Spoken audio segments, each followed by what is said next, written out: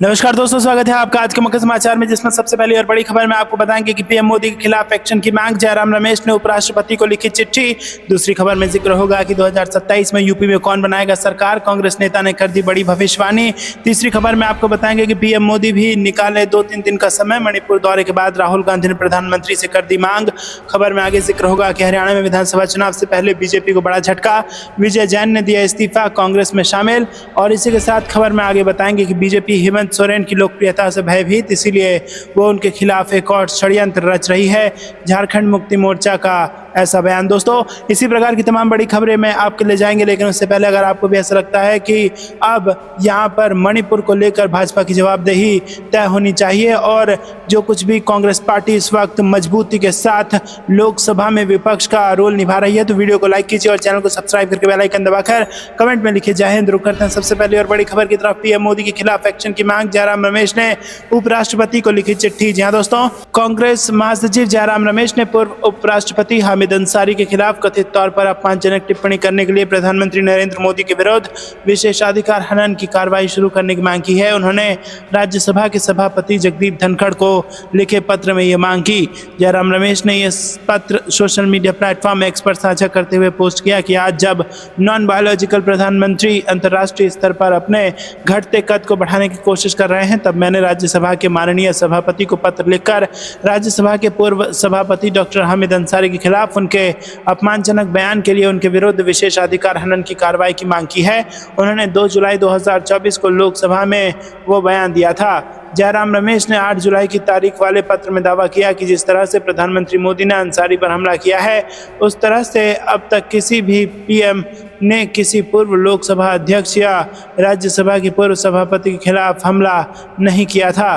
राज्यसभा सदस्य जयराम रमेश ने आरोप लगाया कि प्रधानमंत्री नरेंद्र मोदी न सिर्फ अपने पद की गरिमा को निचले स्तर पर ले गए हैं, बल्कि उन्होंने संसदीय मर्यादाओं और नियमों को भी तोड़ा है।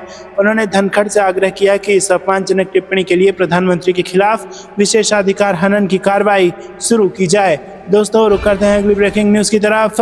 उत्तर प्रदेश में 2027 के यूपी के चुनाव में कौन बनाएगा सरकार, कांग्रेस नेता ने कर दी है इसको लेकर भविष्यवाणी। जी हां दोस्तों, आपको बता दें कि लोकसभा चुनाव 2024 में अपने प्रदर्शन से लेकर विपक्षी गठजोड़ इंडिया आत्मविश्वास से फिलहाल लबालब भरा हुआ है और इस बीच यूपी कांग्रेस चीफ अजय राय का जोश भी हाई नजर आया और उन्होंने अगले विधानसभा चुनाव को लेकर बड़ी भविष्यवाणी कर दी है। और आपको बता दें दोस्तों कि यहाँ पर अजय राय ने उत्तर प्रदेश में 10 विधानसभा सीटों पर होने वाले उपचुनाव से पहले यूपी कांग्रेस चीफ अजय राय ने यहां पर भविष्यवाणी कर दी है। अजय राय ने संभावना जताई है कि साल 2027 में होने वाले यूपी के विधानसभा चुनाव में विपक्ष इंडिया ब्लॉक की सरकार बनेगी। यूपी कांग्रेस चीफ ने 9 जुलाई 2024 को यहां पर बातचीत के दौरान भविष्यवाणी की कि इंडिया ब्लॉक को 300 सीटें मिलेंगी। दोस्तों, ये पूछे जाने पर कि उपचुनाव को लेकर आपकी क्या तैयारी है, कैसे सपा कांग्रेस गठजोड़ काम कर रहा है, अजय राय बोले कि लक्ष्य रखा जा चुका है। अजय राय के अनुसार हमारे नेता राहुल गांधी और अखिलेश यादव ने भी कहा है कि 300 सीटें जीतने का लक्ष्य है और हम इससे अधिक सीटें जीतेंगे। यूपी कांग्रेस प्रमुख को लगता है कि वो लोग 300 से अधिक सीटें जीतने के साथ जनता का विश्वास भी हासिल करके दिखाएंगे। अजय राय का दावा है कि 2027 में यूपी में इंडिया ब्लॉक की सरकार बनने पर वो दिल खोलकर रोजगार देंगे और गुजरात के लोगों के वापस वहीं भेज देंगे। रुक करते हैं अगली ब्रेकिंग न्यूज़ की तरफ। पीएम मोदी भी निकालें 2-3 दिन का समय, मणिपुर दौरे के बाद राहुल गांधी ने प्रधानमंत्री से कर दी ये मांग। जी हां दोस्तों, लोकसभा में नेता प्रतिपक्ष और कांग्रेस सांसद राहुल गांधी सोमवार को मणिपुर के दौरे पर पहुंचे। राहुल गांधी ने दोपहर 3 बजे के करीब मणिपुर में हिंसा पीड़ितों से मुलाकात की और इस दौरान उन्होंने चुराचांदपुर में रिलीफ कैंप का दौरा किया और वहां रहकर जीवन बसर कर रहे लोगों से बातचीत की। साथ ही राहुल गांधी ने प्रधानमंत्री नरेंद्र मोदी को संदेश दिया। उन्होंने कहा कि प्रधानमंत्री से अनुरोध करता हूं कि वो 1-2 दिन का समय निकालकर मणिपुर के लोगों की बातें सुने। इंडियन एक्सप्रेस की रिपोर्ट के अनुसार विपक्ष के नेता बनने के बाद संघर्षरत मणिपुर की अपनी पहली यात्रा में मैती और कुकी जोमी समुदायों के विस्थापित लोगों से मिलने के बाद राहुल गांधी ने कहा है कि वो एक संदेश देना चाहते हैं। उन्होंने कहा कि मैं यहाँ आपके भाई के रूप में आया हूँ और मैं यहाँ एक ऐसे व्यक्ति के रूप में आया हूँ जो आपकी मदद करना चाहता है, एक ऐसे व्यक्ति जो मणिपुर में शांति वापस लाने के लिए आपके साथ काम करना चाहता है। लोकसभा में विपक्ष के नेता राहुल गांधी ने कहा कि भारत सरकार और वह व्यक्ति जो खुद को देशभक्त मानता है उसे मणिपुर के लोगों तक पहुंचना चाहिए और उन्हें गले लगाना चाहिए और मणिपुर में शांति लानी चाहिए। मीडिया से बात करते हुए उन्होंने कहा कि उनके पास प्रधानमंत्री नरेंद्र मोदी के लिए एक संदेश भी है। मुझे लगता है कि प्रधानमंत्री का यहाँ आना जरूरी है। मणिपुर के लोगों की बातें सुने, मणिपुर में क्या हो रहा है इसे समझने की कोशिश करें। आखिरकार मणिपुर भारतीय संघ का एक गौरवशाली राज्य है। रुक करते हैं अगली ब्रेकिंग न्यूज की तरफ। हरियाणा में विधानसभा चुनाव से पहले बीजेपी को बड़ा झटका, विजय जैन ने दिया इस्तीफा और कांग्रेस में हो गए हैं शामिल। जी हाँ दोस्तों, आपको बता दें कि ये हरियाणा से बेहद बड़ी खबर यहाँ पर सामने आ रही है। हरियाणा में विधानसभा चुनाव से पहले पानीपत में बीजेपी को बड़ा झटका लगा है और यहाँ वरिष्ठ नेता और वार्ड 26 से पूर्व पार्षद विजय जैन ने अपनी प्राथमिक सदस्यता समेत तमाम पदों से इस्तीफा दे दिया है। उन्होंने सोमवार को व्हाट्सएप पर अपने इस्तीफे की कॉपी जिलाध्यक्ष दुष्यंत भट्ट को भेजी, जिसके बाद विजय जैन रोहतक पहुंचे, जहां से वो पूर्व मुख्यमंत्री भूपेंद्र सिंह हुड्डा की अगुवाई में कांग्रेस में शामिल हो गए। वो करीब 150 गाड़ियों का काफिला लेकर रोहतक गए हैं। विजय जैन पानीपत ग्रामीण विधानसभा क्षेत्र से टिकट के दावेदार थे। उन्होंने वार्ड 26 में विकास कार्यों में भेदभाव के भी आरोप लगाए हैं। इधर बीजेपी जिला अध्यक्ष दुष्यंत भट्ट ने कहा कि विजय जैन का इस्तीफा मिला है, पार्टी नेतृत्व को इसकी जानकारी दी गई है, इसे लेकर जल्द ही फैसला लिया जाएगा। विजय जैन शहरी स्थानीय निकाय के 2019 के चुनाव में बीजेपी के टिकट पर जीतकर वार्ड 26 से निगम पार्षद बने थे। उन्होंने अपने वार्ड में विकास कार्यों को लेकर सदन में कई बार आवाजें उठाई हैं। रुक करते हैं अगली ब्रेकिंग न्यूज की तरफ, जो कि झारखंड से आ रही है। बीजेपी हेमंत सोरेन की लोकप्रियता से है भयभीत, इसीलिए वो उनके खिलाफ एक और षड्यंत्र रच रही है। झामुमो ने दिया ऐसा बयान। जी दोस्तों, झारखंड मुक्ति मोर्चा ने आरोप लगाया है कि बीजेपी मुख्यमंत्री हेमंत सोरेन की लोकप्रियता से भयभीत है, इसीलिए वो उनके खिलाफ एक और षड्यंत्र रच रही है। झामुमो की यह प्रतिक्रिया प्रवर्तन निदेशालय द्वारा कथित भूमि घोटाले से जुड़े धन शोधन मामले में सोरेन को जमानत देने के झारखंड उच्च न्यायालय के आदेश को चुनौती देने के बाद आई है। झामुमो प्रवक्ता मनोज पांडे ने कहा कि उच्च न्यायालय ने पाया कि सोरेन के खिलाफ कोई ठोस सबूत नहीं है। उन्होंने सोमवार को कहा कि एजेंसी ने संभवतः बीजेपी के निर्देश पर उच्चतम न्यायालय का रुख किया है। पांडे ने कहा कि हेमंत सोरेन का झारखंड में फिर से मुख्यमंत्री बनना बीजेपी को हजम नहीं हो रहा है। सोरेन की लोकप्रियता ने उन्हें डरा दिया है। विधानसभा चुनाव से पहले उन्होंने नई साजिश रचनी शुरू कर दी है। सोरेन को 28 जून को उच्च न्यायालय से जमानत मिलने के बाद जेल से रिहा कर दिया गया था। उन्हें 4 जुलाई को मुख्यमंत्री चुना गया और सोमवार 5 जुलाई को उन्होंने विधानसभा में विश्वास मत हासिल किया। ईडी द्वारा 31 जनवरी को गिरफ्तार किए जाने से कुछ समय पहले ही सोरेन ने मुख्यमंत्री पद से इस्तीफा दे दिया था। झारखंड में इस साल के आखिर में विधानसभा चुनाव होने हैं।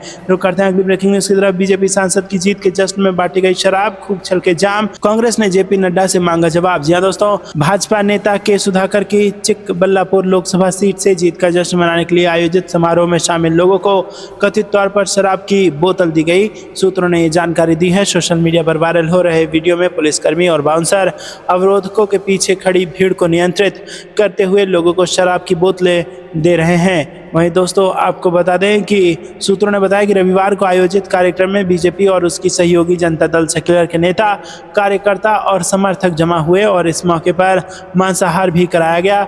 और उन्होंने बताया कि इस कार्यक्रम में विधानसभा में नेता प्रतिपक्ष आर अशोक और बीजेपी एवं जेडीएस के अन्य नेताओं ने हिस्सा लिया। कर्नाटक के उप मुख्यमंत्री डी के शिव कुमार ने सोमवार को बीजेपी के राष्ट्रीय अध्यक्ष जेपी नड्डा से शराब परोसने के मुद्दे पर जवाब देने की मांग की है। उन्होंने संवाददाताओं से कहा कि मैं स्थानीय नेताओं से जवाब नहीं चाहता, मैं चाहता हूं कि बीजेपी के राष्ट्रीय अध्यक्ष इस पर जवाब दें। ये बीजेपी की संस्कृति है। दोस्तों, रुक करते हैं अगली ब्रेकिंग न्यूज की तरफ। शरद पवार की एनसीपी को बड़ी राहत, महाराष्ट्र चुनाव से पहले इलेक्शन कमीशन ने सुनाया अहम फैसला। जी हां दोस्तों, महाराष्ट्र चुनाव से पहले इलेक्शन कमीशन शरद पवार को बड़ी राहत दे रही है और चुनाव आयोग ने उनकी पार्टी राष्ट्रवादी कांग्रेस पार्टी शरद चंद्र पवार को आगामी विधानसभा चुनाव को देखते हुए चंदा लेने की अनुमति दे दी है। अब तक उनकी पार्टी के चंदा लेने पर रोक लगी हुई थी और जिसे हटाने की मांग शरद पवार के नेतृत्व वाली एनसीपी काफी पहले से कर रही थी। शरद पवार के नेतृत्व वाली पार्टी ने चुनाव आयोग से कहा था कि उन्हें जनता से चंदा लेने की इजाजत दी जाए। आयोग ने जनप्रतिनिधित्व अधिनियम 1951 की धाराओं के तहत उनकी पार्टी को सरकारी कंपनी के अलावा किसी भी व्यक्ति या अपनी द्वारा स्वैच्छिक रूप से दी गई राशि को स्वीकार करने की मंजूरी दे दी है। संविधान के इसी प्रावधान के तहत सभी राजनीतिक दल अपने कार्यक्रमों के लिए लोगों से चंदा लेते हैं। रुक करते हैं अगली ब्रेकिंग न्यूज की तरफ। भूपेंद्र हुड्डा ने बताया कांग्रेस और बीजेपी की कार्यशैली में अंतर, पूर्ण बहुमत की सरकार बनने का किया दावा। जी हाँ दोस्तों, आपको बता दें कि पूर्व सीएम और नेता प्रतिपक्ष भूपेंद्र सिंह हुड्डा ने भिवानी में कार्यकर्ताओं के साथ बैठक की और इसके बाद उन्होंने बीजेपी पर निशाना साधा। भूपेंद्र सिंह हुड्डा ने कहा कि कांग्रेस ने किसानों को कर्ज माफी, बिजली के बिल माफी और एमएसपी दी, लेकिन बीजेपी ने उन्हें लाठी डंडे और गोलियां दी। कांग्रेस ने जवानों को पक्की नौकरियां दी, लेकिन बीजेपी ने उन्हें कौशल निगम और अग्निवीर जैसी ठेका प्रथा दी। भूपेंद्र सिंह हुड्डा ने कहा कि कांग्रेस ने प्रदेश के युवाओं को खिलाड़ी बनाया, लेकिन बीजेपी ने उन्हें नशेड़ी बनाया। कांग्रेस ने बेटियों को देश का नाम रोशन करने वाली खिलाड़ी बनाया, लेकिन बीजेपी ने अपने नेताओं से उन बेटियों का उत्पीड़न करवाया। कांग्रेस ने व्यापारियों को इंस्पेक्टर और गुंडाराज से मुक्ति दिलाई, लेकिन बीजेपी ने अपराधियों को संरक्षण देकर व्यापारियों पर गोलियां बरसवाई। कांग्रेस ने प्रति व्यक्ति आय, प्रति व्यक्ति निवेश और रोजगार देने में हरियाणा को देश का नंबर 1 राज्य बनाया, तो बीजेपी ने उसे बेरोजगारी, अपराध और नशे में नंबर 1 बनाया। इसीलिए 10 साल कांग्रेस और 10 साल बीजेपी का कार्यकाल देखने के बाद जनता को दोनों सरकारों के कामों की तुलना करनी चाहिए और इसी आधार पर विधानसभा में वोट कर देना चाहिए। रुक करते हैं अगली ब्रेकिंग न्यूज की तरफ।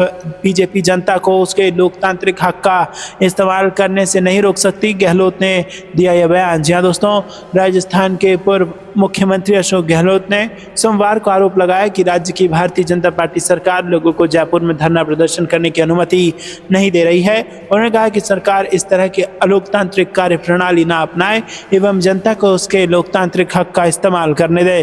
गहलोत ने सोशल मीडिया मंच एक्स पर लिखा कि कई युवाओं एवं कार्यकर्ताओं ने मेरे कार्यालय में आकर एवं सोशल मीडिया के माध्यम से बताया है कि वो बेरोजगारी भत्ता, रोजगार, राजीव गांधी युवा मित्र बहाली, भर्तियों की घोषणा जैसे मुद्दों पर जयपुर में धरना प्रदर्शन करना चाहते हैं, परंतु प्रशासन उन्हें सरकार के दबाव में अनुमति नहीं दे रहा है। गहलोत ने कहा कि धरना प्रदर्शन के लिए आरक्षित शहीद स्मारक से भी उन्हें बार बार बल प्रयोग कर भगा दिया जाता है कि उचित नहीं है। दोस्तों, उन्होंने कहा कि लोकतंत्र में अपने हक के लिए शांतिपूर्ण धरना प्रदर्शन जनता का अधिकार है, उनकी बात सुनना सरकार का कर्तव्य है और मैं सरकार एवं पुलिस प्रशासन से आग्रह करता हूं कि इस तरह की अलोकतांत्रिक कार्यप्रणाली ना अपनाएं एवं जनता को उनका लोकतांत्रिक हक इस्तेमाल करने दें। रुक करते हैं अगली ब्रेकिंग न्यूज की तरफ। 11 सीट और 12 कैंडिडेट, महाराष्ट्र में फिर से रिजॉर्ट पॉलिटिक्स, देवेंद्र फडणवीस पर बड़ा जिम्मा। जी हां दोस्तों, महाराष्ट्र में 11 विधान परिषद सीटों के लिए 12 जुलाई को मतदान होना है और ये चुनाव रोचक हो गया है क्योंकि 11 सीटों के लिए 12 कैंडिडेट उतारे गए हैं। ऐसे में चर्चा तेज है कि क्रॉस वोटिंग की कोशिश भी हो सकती है। ऐसे में विपक्ष का महाविकास अघाड़ी गठबंधन अलर्ट हो गया है और वोटिंग से पहले ही विधायकों को रिजॉर्ट भेजा जा सकता है ताकि एनडीए के नेता उनसे संपर्क न साध सकें। कांग्रेस, उद्धव सेना और शरद पवार की एनसीपी के विधायकों को होटल में रखने की योजना है। खासतौर पर उद्धव सेना के विधायकों से कहा जा सकता है कि वो चुनाव से पहले साथ रहें। रुक करते हैं अगली ब्रेकिंग न्यूज की तरफ। बेरोजगारी के मुद्दे पर कांग्रेस ने बीजेपी को घेरा। मल्लिकार्जुन खड़गे ने कहा, मोदी सरकार का एक ही मिशन युवाओं को बेरोजगार रखना। जी हाँ दोस्तों, कांग्रेस ने एक बार फिर बेरोजगारी के मुद्दे पर मोदी सरकार को घेरा है। कांग्रेस अध्यक्ष मल्लिकार्जुन खड़गे ने कहा है कि देश में बेरोजगारी को लेकर जो आंकड़े और रिपोर्ट्स आ रहे हैं उससे साफ पता चलता है कि युवा कितने संकट में हैं और उन्होंने कहा कि मोदी सरकार का मिशन ही है युवाओं को बेरोजगार बनाए रखना। मोदी सरकार भले ही बेरोजगारी पर सिटी ग्रुप जैसे स्वतंत्र आर्थिक रिपोर्टों को नकार रही है, पर सरकारी आंकड़ों को कैसे नकारेगी। सच ये है कि पिछले 10 सालों में करोड़ों युवाओं को सपनों को चकनाचूर करने की जिम्मेदार केवल मोदी सरकार है। ताजा आंकड़े कुछ इस प्रकार हैं कि एनएसएसओ के annual survey of unincorporated sector enterprise के मुताबिक मैन्युफैक्चरिंग सेक्टर में अनिगमित इकाइयों में 7 वर्षों में 54 लाख नौकरियां खत्म हो गई हैं। रुक करते हैं अगली ब्रेकिंग न्यूज की तरफ। तेजस्वी ने चाचा नीतीश को लेकर की एक और बड़ी भविष्यवाणी और बयान से मचा दिया बवाल। जी हाँ दोस्तों, आपको बता दें कि बिहार के पूर्व डिप्टी सीएम तेजस्वी यादव ने केंद्र सरकार को लेकर बड़ी भविष्यवाणी की है। तेजस्वी यादव का कहना है कि केंद्र सरकार 5 साल का कार्यकाल पूरा नहीं कर पाएगी और उन्होंने कहा है कि केंद्र में भारत की अपनी सरकार बनेगी। रुक करते हैं अगली ब्रेकिंग न्यूज की तरफ। केंद्र सरकार को आतंकवाद के खिलाफ पूर्ण पैमाने पर शुरू करना चाहिए युद्ध। जी हाँ दोस्तों, कांग्रेस ने लिया है ये बड़ा बयान। आपको बता दें कि जम्मू कश्मीर में हाल के दिनों में बढ़ी आतंकवादी गतिविधियों को देखते हुए मोदी गवर्नमेंट विपक्ष के निशाने पर है। कांग्रेस पार्टी अध्यक्ष मल्लिकार्जुन खड़गे और लोकसभा में विपक्ष नेता राहुल गांधी और जम्मू और कश्मीर के सियासी दलों के सेना के जवानों पर हुए आतंकवादी हमले की निंदा करते हुए इल्जाम लगाया गया है कि पीएम मोदी के नेतृत्व वाली गवर्नमेंट इस केंद्र शासित प्रदेश में राष्ट्रीय सुरक्षा के लिए एक त्रासदी बनी हुई है। कांग्रेस पार्टी ने बोला है कि केंद्रीय गवर्नमेंट को आतंकवाद के विरुद्ध पूर्ण पैमाने पर युद्ध प्रारंभ करना चाहिए। राहुल गांधी ने गवर्नमेंट पर धावा बोलते हुए बोला कि आतंकवादी हमलों पर सख्त कार्रवाई करनी होगी, खोखले भाषणों से काम नहीं चलने वाला है। वहीं जम्मू और कश्मीर के पूर्व सीएम फारूक अब्दुल्ला ने बोला है कि आतंकवाद पाकिस्तान को बर्बाद कर देगा। जब आतंकवाद बंद होगा तब वार्ता प्रारंभ होगी और दोनों चीजें एक साथ नहीं हो सकती। इन्हें इस बारे में सख्त कदम उठाना चाहिए। रुक करते हैं अगली ब्रेकिंग न्यूज की तरफ। यूपी में तेजी से करवट ले रही सियासत, राहुल गांधी आक्रामक तो अखिलेश शांति से कर रहे हैं युद्ध की तैयारी। जी हाँ दोस्तों, लोकसभा चुनाव में कांग्रेस और सपा को उत्तर प्रदेश में मिली सफलता से नेताओं और कार्यकर्ताओं का हौसला बढ़ा हुआ है। सपा को जहां 37 तो कांग्रेस को 6 सीटों पर जीत हासिल हुई है, तो अपनी मां सोनिया गांधी की सीट रायबरेली से बम्पर जीत हासिल करने के बाद कांग्रेस सांसद राहुल गांधी लगातार एक्टिव दिख रहे हैं। मंगलवार को वो अपने संसदीय क्षेत्र के लोगों से मिलने आए। 1 महीने के भीतर ये उनका दूसरा दौरा है और इससे पहले राहुल हाथरस भगदड़ के शिकार परिवारों से मिलने आए थे। एक ही दिन बाद वो मणिपुर हिंसा के प्रभावितों का हालचाल लेने चले गए थे। दूसरी तरफ इंडिया गठबंधन के अहम दल सपा के मुखिया अखिलेश यादव लखनऊ से लेकर दिल्ली तक लगातार बैठक कर रहे हैं।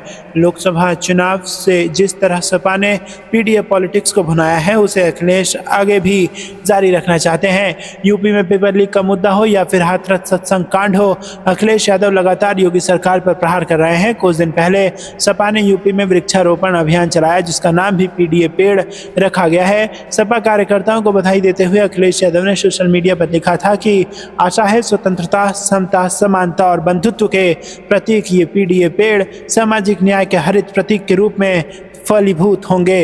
रुक करते हैं ब्रेकिंग न्यूज की तरफ। क्या महाराष्ट्र में लोकसभा चुनाव के बाद फिर से कमाल करेंगे राहुल गांधी? टिकट को लेकर कांग्रेस ने कर दिया बड़ा ऐलान। जी दोस्तों, इस साल महाराष्ट्र में विधानसभा चुनाव है, जिसको लेकर कांग्रेस ने कमर कस ली है। राहुल गांधी भी महाराष्ट्र के दौरे पर जाने वाले हैं और लोकसभा चुनाव में भाजपा को पीछे छोड़ कांग्रेस महाराष्ट्र में बहुत आगे निकल चुकी है और इसका क्रेडिट राहुल गांधी को जाता है। लेकिन अब सबकी निगाहें विधानसभा चुनाव पर टिकी हुई है। अक्टूबर और नवंबर में होने वाले विधानसभा चुनाव के लिए कांग्रेस ने टिकट की मांग कर रहे 2 उम्मीदवारों से आवेदन पत्र मांगे हैं। आवेदन में सामान्य वर्ग के दावेदारों को आवेदन के साथ पार्टी फंड में 20,000 रुपए देने होंगे, जबकि महिलाओं, अनुसूचित जाति और अनुसूचित जनजातियों के उम्मीदवारों को 10,000 रुपए का भुगतान करना होगा। इन आवेदनों को 10 अगस्त तक पार्टी कार्यालय में जमा करना होगा। 14 जुलाई को राहुल गांधी महाराष्ट्र जाने वाले हैं और मौका है पंढरपुर यात्रा का। इसी के बहाने राहुल गांधी महाराष्ट्र में एक और पदयात्रा करेंगे और इस यात्रा में मराठियों की भावनाएं जुड़ी होती हैं। रुक करते हैं अगली ब्रेकिंग न्यूज की तरफ। किरोड़ी लाल मीणा के इस्तीफे पर सचिन पायलट का बड़ा बयान। जी दोस्तों, राजस्थान में बीजेपी नेता किरोड़ी लाल मीणा के मंत्री पद से इस्तीफा देने के बाद से ही प्रदेश की सियासत गर्म हो गई है। वहीं अब इसको लेकर राजस्थान के पूर्व उप मुख्यमंत्री सचिन पायलट ने प्रदेश की भजन लाल शर्मा सरकार पर निशाना साधा है। सचिन पायलट ने टोक में कहा कि सरकार में आपसी खिंचाव है, कई स्तर पर चीज हो रही है, मंत्री इस्तीफा दे रहे हैं और राज्य में विकास का काम ठप पड़ा है। इसके अलावा सचिन पायलट ने राजस्थान के बजट पर भी बयान दिया। उन्होंने कहा कि ये देखने वाली बात होगी कि भजन लाल सरकार किस तरह का बजट लेकर आती है। वहीं जम्मू कश्मीर के कठुआ में हुए आतंकी हमले पर पूर्व डिप्टी सीएम सचिन पायलट ने कहा कि कल जो कठुआ में हुआ है, आतंकी गतिविधियां ज्यादा हो रही हैं, आतंकी गतिविधि हो रही है, सरकार को कुछ करना चाहिए और सरकार को कश्मीर पर जवाब देना चाहिए। रुक करते हैं अगली ब्रेकिंग न्यूज की तरफ। जाते हो या कोर्ट मार्शल बुलाऊं, राहुल गांधी के खिलाफ याचिका डालने वाले वकील पर भड़के सुप्रीम कोर्ट के जज। जी दोस्तों, सुप्रीम कोर्ट ने कांग्रेस नेता राहुल गांधी की लोकसभा सदस्यता की बहाली को चुनौती देने वाली याचिका दायर करने वाले लखनऊ के वकील अशोक पांडे को फिर कड़ी फटकार लगाई और कोर्ट ने उन पर लगाए गए जुर्माने को वापस लेने से इनकार कर दिया। सुप्रीम कोर्ट ने इसी साल जनवरी में उनकी अर्जी खारिज करते हुए 1 लाख रुपए का भारी जुर्माना लगाया था और इसके बाद वकील पांडे ने दोबारा सुप्रीम कोर्ट कोर्ट का दरवाजा खटखटाया था और अपने जुर्माने को वापस लेने को अनुरोध किया था।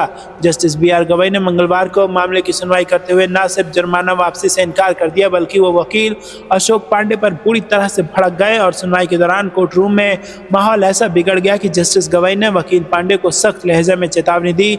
लाइव लॉ के मुताबिक जस्टिस गवई ने दो टूक कहा कि अगर इसके बाद आपने एक शब्द भी आगे बोला तो हम आपके खिलाफ अदालत की अवमानना का मामला दर्ज करेंगे और आपको इतनी सारी याचिकाएं दायर करने से पहले 100 बार सोचना चाहिए था।